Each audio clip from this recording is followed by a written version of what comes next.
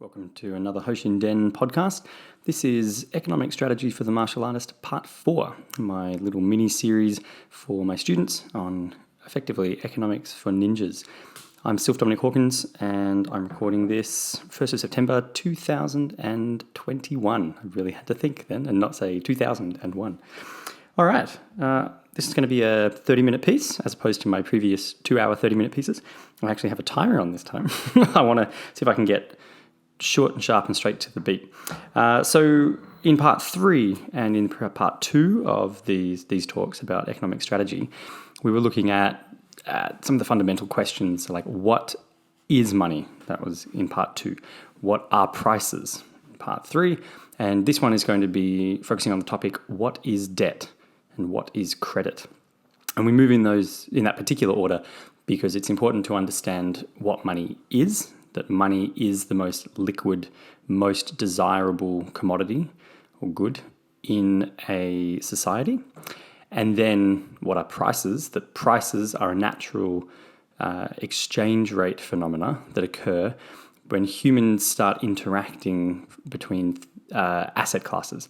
So when there's an intermediary, and depending on the demand and the supply of the asset classes on either side, prices emerge. So if I have lots of eggs, if eggs are very bountiful and there's 1 million chickens on my little island and there's a whole bunch of people in my little town, my imaginary town, and eggs usually, because they're so bountiful and everyone kind of has chickens, well, the exchange rate of eggs for other goods and services, for sheep's wool or for building materials, or for labor, even hourly labor, is very low because there is more than sufficient supply for the aggregate demand. If something comes along and there's a great chicken disease of 1421, I don't know, I'm just making that up, and all the chickens on the island die except for 3 of my chickens, which happen to be super special chickens that lay very special eggs and are immune to this particular disease, well, let's assume that there's an aggregate demand that is at least greater than 3 chickens worth of eggs, but the supply has been massively constrained. Then the exchange rate of those eggs for other goods and services, what we would now today call prices, the exchange rate of that asset will change. And I will become, as the sole person with chickens remaining in the town, I will become the market maker, and I will get to set the exchange rate on the good. That will work for as long as people are willing to value the exchange rate of what I've set against what they want or what they can do with it. If the eggs used to be worth 1 egg for 1 handful of wool, and I decide that I'm going to make it 1 egg for 2 handfuls of wool, well, depending on the amount of demand and how the market might bid up their request for my scarce good, then I might be able to charge that exchange rate, and people might be fine with that. But if I suddenly decide that I'm going to swap 1 egg for an entire house and 3 of the people who live in the house as slaves and 6 boats and 10 horses, then all of a sudden, when people weigh up the value of what they're going to get in exchange for what they're sacrificing, I might find that no one will buy my egg at that price, at that exchange rate set. And so then the price, the effective rate, will end up somewhere between what I'm wanting to charge and what the market is willing to pay. So now we're going to move on to talk about debt. What is debt? Debt and credit are 2 terms. They're different terms, and they mean slightly different things, but they are intertwined. And before you can even talk about debt, you have to remember that you have to have capital. So talking about what is money, we're going to use the term capital a lot in this particular recording today, and probably in future recordings. To capital, the term capital will refer to things of substance, things of real substance that we will use to swap or to build wealth or to have an economic base upon which to engage in swap or barter or whatnot. So capital could be, if I live in a forest and I'm a lumberjack, capital could be trees, it could be felled timber or sawn planks and beams and wood. That could be my capital. If I go out and I spend, let's say I spend 6 months milling in a forest, and I lumber and I mill and I produce my timber for sale, then the timber becomes my capital. At the end of that 6 months, I've got however much capital, and maybe I could quantify that based on what I could swap it for, or I could just call it, I've got 700 planks of wood, and that's my capital, my lumber. If I was a fisherman and I had a small boat and I was going out into a town, on a lake near my town, and I was fishing every day and I was able to gain a lot of fish, then the fish become my capital. And so fish that I'm able to get become the thing that I can use to take part in the economic relationships, in the economic society. I have something of value to swap for something else of value. If someone doesn't have something of value, then they can't enter into an economic relationship, into a society. And I don't mean that in terms of something like, say, an artist or a musician. They bring something, the capital that they bring to the table, though it's not necessarily quantifiable in the same way. The capital that the musician brings to the table is their decades of musical study and skill. They can produce an artwork that is in high demand and short supply, and very few people can produce it. And so we're willing, and it brings it provides real qualities. It causes a sense of calm, it evokes a sense of calm, or it changes the mood, or it adds something to my events that I want. And so therefore it has value to me, and I value it as such. The build-up of their skill, or the particular, let's say a modern musician would be able to produce recordings of their music, and that's, let's say they have 200 recordings at the end of a couple of years. That could represent capital. Those recordings could represent capital. It's something they could bring to market to take part in an economic society. So this term capital is referring to something of real substance, and it starts with things that people can produce directly. So if you can imagine, maybe not even a mystical society, imagine your own life. Go back to when, or rather your history, go back to when you were a teenager. Maybe you're a teenager now listening to this, but for those who are adults, go back in your mind to when you first started to gain economic ability. So you were first working, or you were 15 or 16 perhaps. You got your first job, or maybe you started a small business, or you had something. Think back to what you were doing. You had identified that at that point in time, you probably, and this isn't going to be true of everyone, you probably didn't have much economic capability. You probably didn't have a storehouse of gold bars. You hadn't gone out and done anything to get that. You probably didn't have a massive working farm producing fruits and vegetables because you were 15 and you haven't yet done that. You probably didn't have a massive store load of 1,000 recorded songs that people would actually want because you're 15 and you haven't yet done that. So there is this point where children and then young adults are crossing over into this desire to take part in the economic society, where there's things they want. They want to swap things. There's super cool something or other they'd like to get. And the question comes up, well, in order to get that, you're either going to have to produce it yourself, or you're going to have to swap. You're going to have to find something that you can produce, your capital, to take out into the market and see if you can use your capital to gain buying power. So maybe, and this is probably true of the majority of teenagers, maybe you discovered that at 15 you didn't have anything of substance that you could quantify as capital, but you did have labor productivity. You were young and fit. You could go and contribute your manual labor. You could go and work. So you could dig holes, you could mow lawns, you could hammer nails into timber, into fences.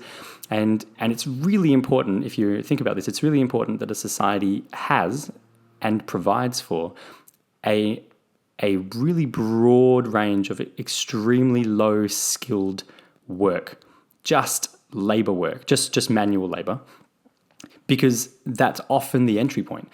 If you eradicate that, if robots take all the unskilled work and then there's a gap between people who have no working experience and no capital, and then there's this big chunk, and then there's all these humans working who are like upper management consultants, it's going to be extremely difficult for these young people to actually enter into gaining capital, because all they have at the first instance is hard work and labor. They have nothing else necessarily, unless they've inherited capital from their family. They have got their productive capacity. That's what they're going to take to market and swap and sell. And generally, because that's the first level of productive capital, let's say, it's valued, and it's quite readily available because there's a lot of young people. There's a lot of people who are willing to swap that for goods and services. Its exchange rate is quite low. So the pay rate per hour to exchange your labor, your hard work labor, for goods and services or for money is pretty low compared to other things. Now, regardless of how it is that you've built up capital and what particular type of capital it is that you've built, over time, and this is where we get the term capitalist from and capitalism, you will find that if you produce more than you consume, maybe it's the example of the lumberjack who is felling trees and producing and milling timber. If they fell, let's say they fell 1,000 trees over their career, and they mill that, but their whole career really only cost 500 trees worth of swappability. They're in a surplus of 500 trees. If what you do produces a surplus beyond your consumption, then you are a capitalist, and it's a good thing. Ignore whatever the trend is on taking control of these terms and just go back to the descriptions of them in history. A capitalist is someone who has sacrificed consumption in the present day in order to be able to consume in the future. So it comes from that word capital, and it's built on that because it's capital that you are saving. If you are someone who works, you contribute your manual labor, and whether it's unskilled or skilled labor, and you gain in, let's say you gain in $100,000 Australian dollars per year, but your personal life actually only requires 50,000 Australian dollars per year. Maybe you're very good at living very on the cheap. Well, you are a capitalist of Australian dollars. You are building capital, whether it's on purpose or out of fear. Regardless, you are deciding to sacrifice consumption today in order for your ability to consume tomorrow. And what that opens up is the ability not just for you to consume tomorrow using the capital that you've built, but for other people to consume tomorrow using the capital that you have built. A really simple example, we're going to go back to my little magical imaginary land, which I think I talked about in the last recording. These mystical islands that I just make up with extremely black and white societal examples. Let's use the timber example. Let's say that in this society, you have been producing timber for a number of years. You sell off timber here and there to gain other things. So you swap it for fish, you swap it for food. You've used some of it to build your house, but ultimately, you have a surplus because of your productive capacity and your decision to sacrifice consumption today. And so you have a warehouse and you've just been storing timber. And now you go in your warehouse and it's been 5 years later and it's packed floor to ceiling with timber, with boards, whatever. And let's say that there's someone in the town who is a fisherman. Let's say they're the son or daughter of the local fisherman, and they're just getting started in their fishing journey.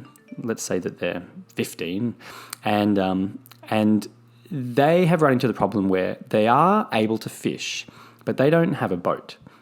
And the fish, for whatever reason, there's no fish around the shore in this town. The only way to get fish is to go out into the ocean waters to fish. Now, this person has a couple of options. Maybe if they are a child of a family who has access to an asset like a boat, They can borrow the boat to get a head start, to go out to get some fish, to start the process of gaining capital that they can then sell into the market, etc., etc. But if that's not the case, and I can think of many people, myself included, where that wasn't the case, not the fishing example, then another option is, well, you can hire or purchase a boat, but then you run into the problem of like, well, what am I going to purchase it with? I need an exchange intermediary. I need a medium. I need money or I need capital in order to exchange for the boat. Because someone will sell me their boat, but they'll sell me the boat for 1,000 fish. And I say, well, but I need the boat to get the fish. And you see the little catch-22, the roundabout problem you end up in. From this example, debt and credit are mutually arise. They appear out of this. And it's pretty obvious. It should be pretty obvious to you why or how. If there's this individual who has said, I'm 15 and I want to go fish. In order to do the thing I want, there's a few stages of production. It would be different if I was 15 and I decided that I have all this productive capacity to do star jumps. And then I went out into the marketplace. If I found someone who was willing to just watch me do star jumps, awesome. Then I can exchange my productive capital of star jump ability and just stand there in the market and do star jumps and gain capital, no problem. But in this example, let's say that there is something that I want, the good that I want to get, which is fish. It's not something I can just do immediately. There's a stage of production. I'm going to require a boat. So there's some building that has to happen first, or there's some assets that I have to gain, some vehicles that I have to gain first before I can actually even go to the place to start the fishing process. So if I don't have any funds with which to swap, I look around the town and I realize maybe there's someone who has been storing capital. And there's this lumberjack, yeah, and they've been putting away timber, and they've got a warehouse of timber that they're not currently using. It is timber that they have produced from their hard work and productivity. But because they have decided to live more frugally in relationship to their production, their productivity, they've just built up this huge savings of wood. And that's a good thing. Savings are good, really good. Society cannot function without capital savings. It is impossible for a society to develop or function or grow unless someone hopefully lots of people are more inclined to save rather than consume. If everyone was a consumer, society would collapse very, very quickly. So let's say that this fishing teenager goes up to the lumberjack and says, I'd like to build a boat. For whatever reason, I've got now the skills to build a boat and I've got the rope, but what I need is the timber. There's nowhere around for timber. I don't have the tools. I'd need to also invest in saws and blah, blah, blah to get my own timber. So I'd like your timber. I don't have any capital right now to swap for your timber, but I am really hoping, and I believe in my ability that once I can make myself a boat, go out and do some fishing, I will be able to gain capital. And maybe I could swap you something of value. Now, the lumberjack might look at this situation and say, all right, you were right. I've got a warehouse of timber which I'm not currently using. But remember, I store my timber because I am planning on consuming it in the future, whether as timber or whether as swapping buying power to purchase for other things. It could be that this person's saving up timber because in 20 years they'd like to build a massive boat and sail to another island or whatever, But in the interim, maybe they say to the young teenager, well, I'm not using the timber for the next 12 months. So I'm actually willing to let you take a portion, an amount of timber, let's say 100 boards of timber for 12 months. But because I've actually been working away, this timber didn't just appear in my warehouse. It's something that I have made a sacrifice in order to gain the timber as a supply. It didn't just magically cut itself down and produce its own work. Each of these boards represent the buying power of the hours of my labor.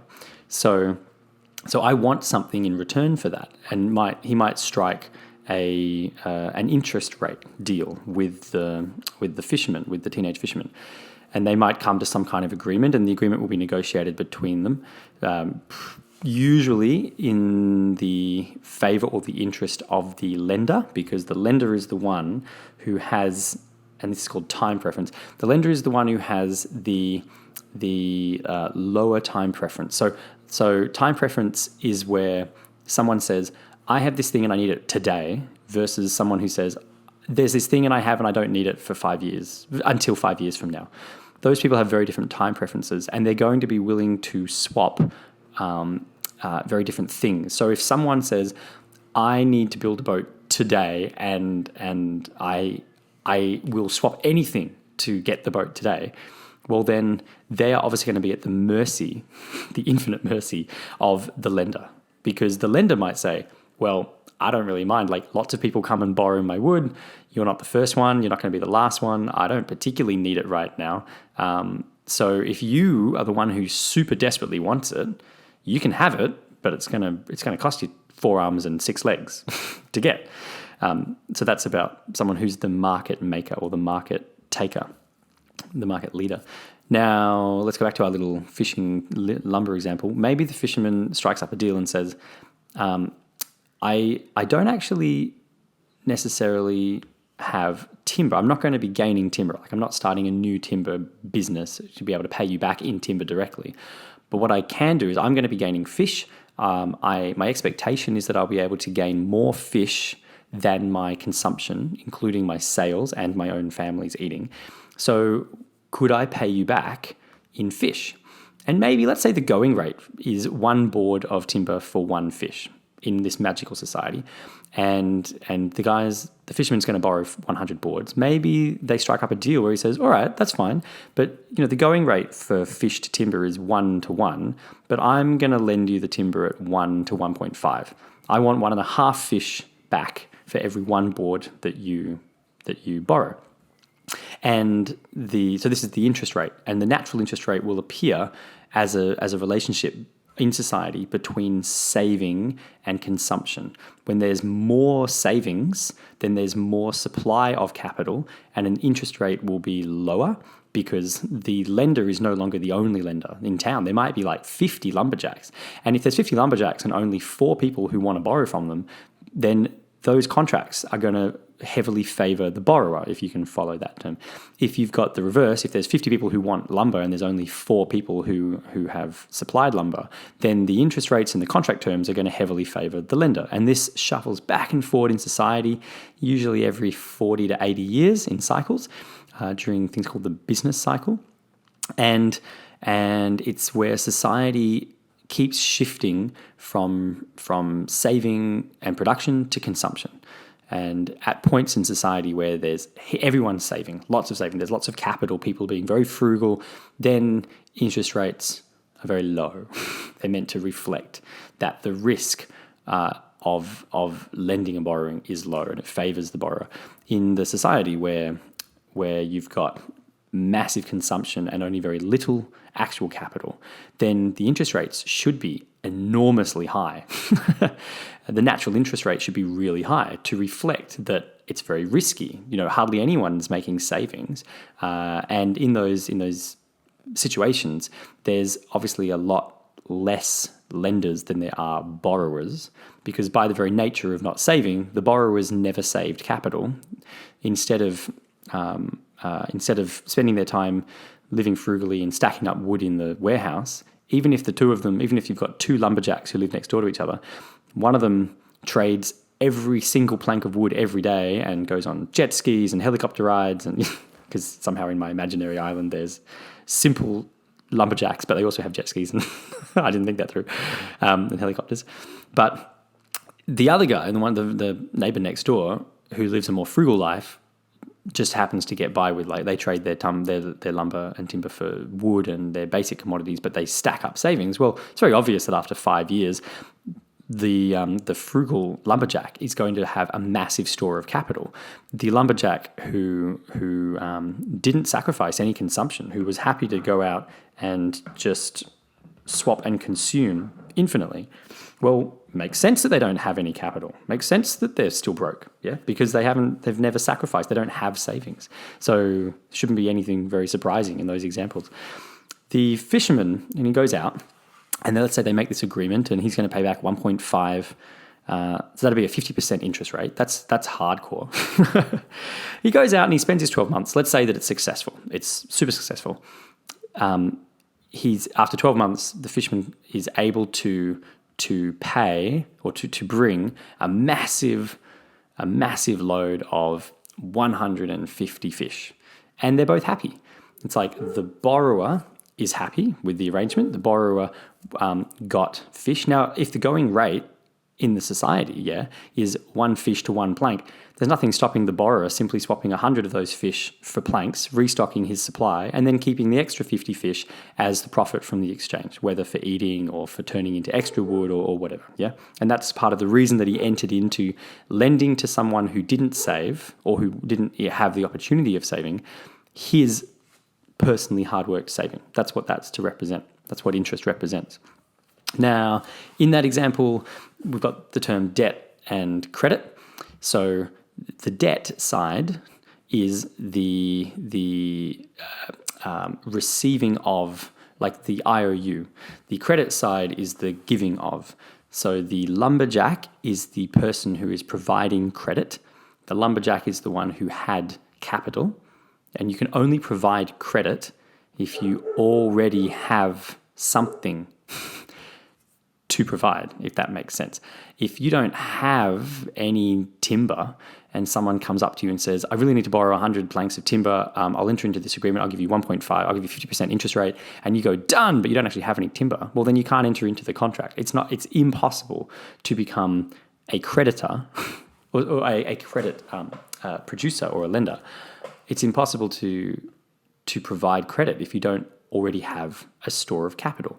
And so credit can only be provided, ironically, by capitalists. And that is people in the society who are savers, who store capital and build capital for use. And then that individual will loan or provide that credit to someone, to the young fisherman. Now, the fisherman, what he receives is a debt. Now, he might receive the credit, like he might receive the actual goods and the timber, the 100 planks of timber. But at the same time that he receives the timber, he receives a contract, an IOU contract. And that contract is debt. Now, it's the capital itself isn't debt, if you follow. The 100 planks of wood, they aren't debt. They're just capital, and the capital is just moved around. But in order to get the capital, you had to also accept a contract, like a promissory note. And it's effectively saying that you promised to pay under these terms, this amount on this date or over this period of time or whatever. And you're going to pay it back daily or monthly or annually. And you're going to pay it back in this way. It's going to be in fish, or it's going to be in timber, or blah, blah, blah. It's going to be in star jumps. And so the individual who's receiving the borrowing, they go into debt. They now have a debt to the credit lender. And the person who is extending credit, they have a new asset. The asset that they gain is the promise to pay of interest. So they already had legal ownership and title to the 100 planks of wood. What they get out of the relationship, and the reason they enter into it, is that they get a new asset of an income. They get to say, yeah, well, in 12 months from now, I'm going to be paid 50 more fish than I otherwise could have bought. So it's a form of income, and I'm happy to do that. Both people are happy in this example.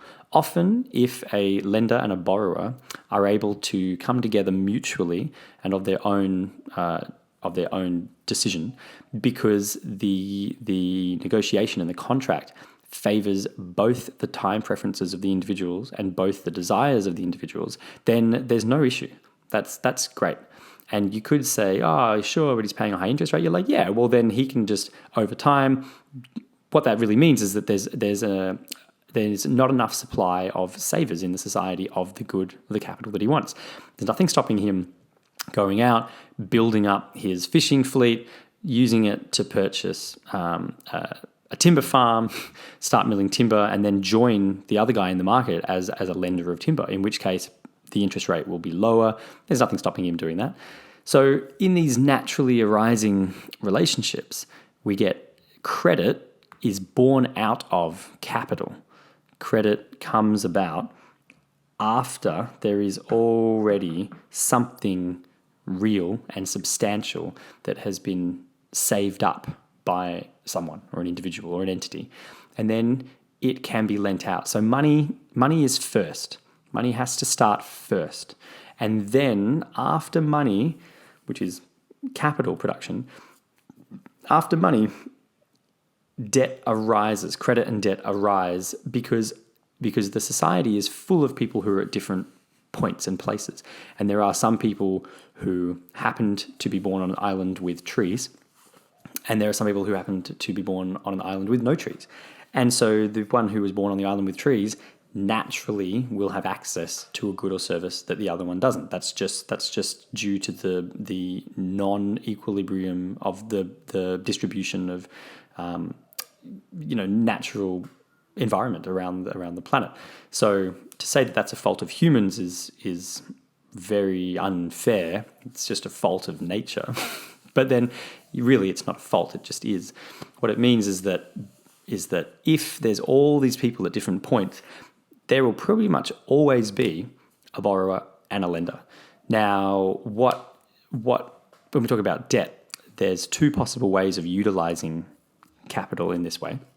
There's something called productive debt, and there's another thing called consumptive debt. So debt for production is what the type of debt was used in the example with the lumberjack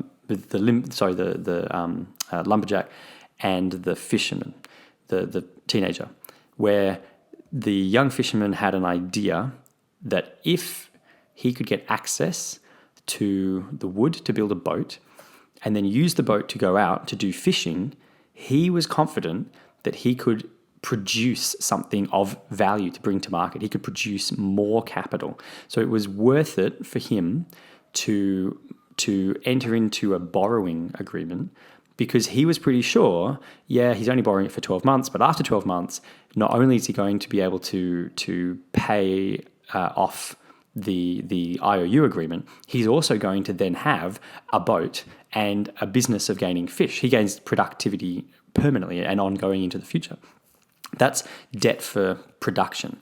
Businesses often use debt for production. And if balanced correctly on realistic expectations of earning power, then debt for production is not a problem. Debt for consumption is a massive issue. So debt for consumption is a different example entirely. That's where someone might say, there's a thing I want to do that doesn't produce any effective good. I really, really, really want to watch television on a massive projector screen, but I don't have the capital to buy the projector. Oh, look, there's a lender who's willing to lend me capital to buy so that I could buy the projector screen. That's awesome. But I have to repay the capital at a certain point, 12 months later, and I have to pay an interest rate on the capital because I was the one who didn't have any capital. This other person had surplus capital and was willing to extend it to me, but only if it was mutually favorable. There's no rule that says that they have to do that. And there really should never be. I'll just put that out there. And then what happens is I say, okay, I've borrowed my 1,000 Australian dollars and I've bought my big projector and it's great. But while I'm sitting and watching, if I'm not using that to produce more capital, to produce more dollars, then that is a debt for consumption. At the end of the 12 months, I am not able to repay the loan contract from the productive work or productive capacity of the asset that I purchased. And households often run into this problem. So households in general, when a member of the household has an income that increases and they have a standard expectation that their income will be higher, they go out and they spend more. They move to a house in a different neighborhood, they buy a different car, they blah, blah, blah, blah, blah. They start eating off gold cutlery instead of rubbishy stainless steel cutlery. And they lift their lifestyle and their standard of living, which is all very well and good until something goes wrong with their income, or maybe they have a big loss one year, or they fall ill and they lose the ability to continue gaining income to pay for that lifestyle. If they do not reduce the lifestyle back down to something that matches their income or less, then the only recourse they have to continue the lifestyle is to borrow, to become a borrower, to enter into a debt contract, and then to use the funds to pay for their consumption, because they want to eat caviar, they still want to only buy gold utensils, blah, blah, blah, blah. They're paying for their Netflix subscription, but they're not actually earning any income. That is a quick landslide to total bankruptcy, because it's impossible to pay back the loan from the proceeds of the asset, because the asset's not providing any productive capacity. So it means that you, in your other productive earning capacity, simply have to work harder if to produce the same, more than you were producing before. If you normally, let's say that you have labor work of 20 hours per week, and that produces a set amount of dollars, and you spend every single dollar of that on your lifestyle, and then you borrow to buy your big TV, but you have no way of getting the television itself to pay itself back, because it doesn't contribute to you gaining any extra funds. It means that instead of 20 hours of work, you're going to have to do 25 hours of work a week, because you're the only other place where funds and capital can come from in order to pay off the IOU. So we're going to leave it at that point, and hopefully my little imaginary island example has been somewhat useful. I know, as black and white as it is, it's just meant to highlight these relationships. There's obviously very complicated relationships, and we can talk about that in a different kind of recording. This was more just aimed to introduce the answer to the really simple question, what is debt and what is credit? And we can only answer that question after we've also answered what is money. My hope is that it's clearer to you now what credit and debt is, that credit itself is the extension from an individual who has capital to extend. They're someone who, in a theoretical world, they have sacrificed and saved to gain capital. But let's be honest, in a realistic world, it could be that they inherited that capital from someone else who did productive work. It could be that it's a government group who've simply stolen the productive power from individuals through taxation and then distribute that as if they were the ones producing it. Like, the world isn't as black and white as our little hypothetical scenario, but it does help, before you get too confused, to go back to a simple example and at least get back to definitions. That the person who is receiving the borrower, the person who is receiving the capital, they also receive with it a contract, a promissory note, an IOU. And it's the IOU which is debt. The capital is just capital. It's just transferring. If it's either 100 planks of wood in the lumberjack's warehouse or 100 planks of wood in the fisherman's hut, either way, the capital hasn't changed, but there's a new contract, an expectation to pay, like a make-good agreement, and that it's that which is debt. Now, debt used for productive purposes can be great, because often in society, unless an individual is willing to spend time doing work with what they do currently have. So if you're a teenager, if you're a young adult, and all you have is fitness and strength and health, where you can dig holes and mow lawns, then you're going to have to start with that.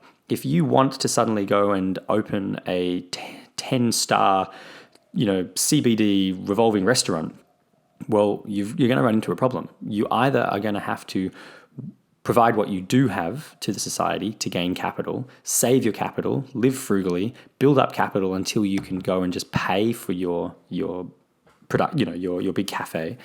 Or you're going to have to convince someone to lend you their capital. And those are really the only two ways to get into that. Otherwise, you can't jump from nothing to capital expenditure. The debt, when it's used for production, could be seen as simply an extension of that. The debt, when it's used for consumption, that is what we used to call slavery. And there's a whole bunch of really interesting laws around coercing individuals into debt, because debt it represents a form of slavery, of in servitude. But effectively, it's worth remembering that when you have a debt contract to someone, you are at the mercy of that individual's request by the nature of the debt contract. That's just how that works. You must repay them, and you must repay them at the terms. And if you fail to repay them, there are serious issues and recourse.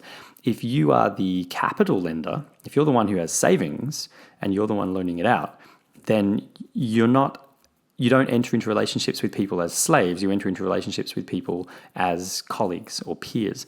There's a brilliant quote, and it's by a man that I don't much care for, but the quote is fantastic.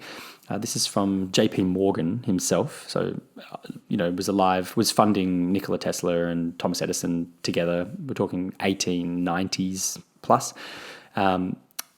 J.P. Morgan had this quote. He said, "Gold is the currency of kings. Silver is the currency of gentlemen. Barter is the currency of peasants, and debt is the currency of slaves."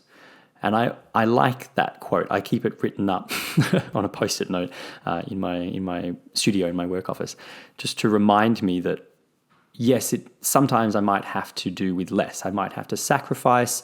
I don't necessarily, or I choose not to necessarily just earn cash and then blow it all by going to wet and wild land, I don't even know, or whatever.